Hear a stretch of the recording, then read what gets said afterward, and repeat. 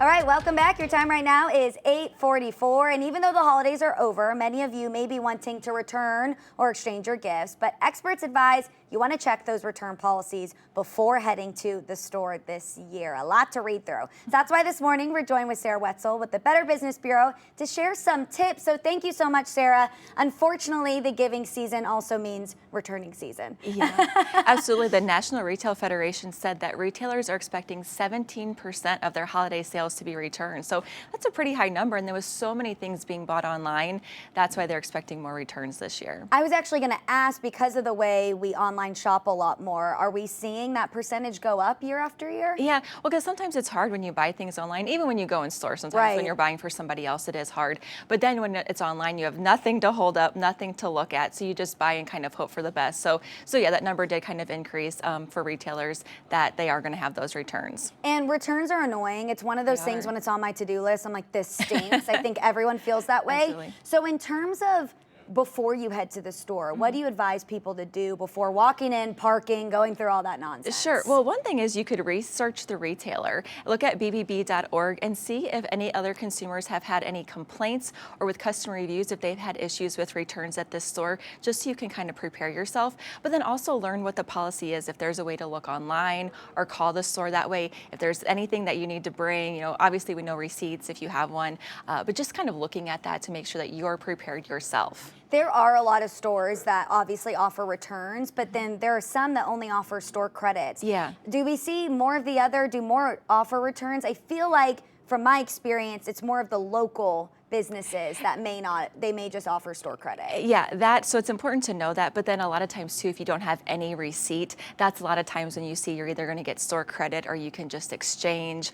If you have something that was bought for sale, if it was on sale on clearance, a lot of times those are final sales, so that can't be returned. So that's something to know too, as you're going in, that there is a possibility that you may not be able to return it. And then, just know that those sale things, even if you go to the store now and buy it yourself, sometimes they just aren't able to be returned. Well, and a lot of people, I don't think, even when they're like, do you want a receipt? They're like, no. So make sure, even, I just get my receipts now emailed to me.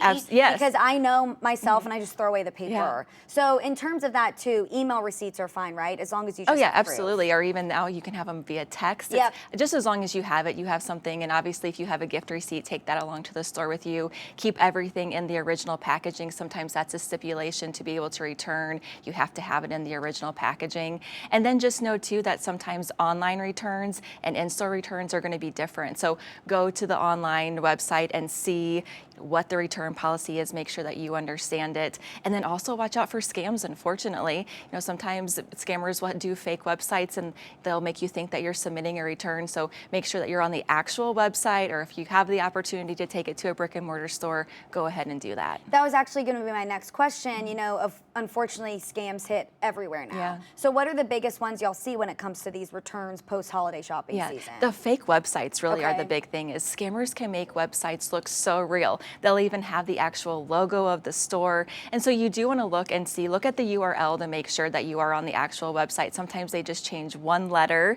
Make sure that it's a secured website, especially if you're entering in any personal or financial information.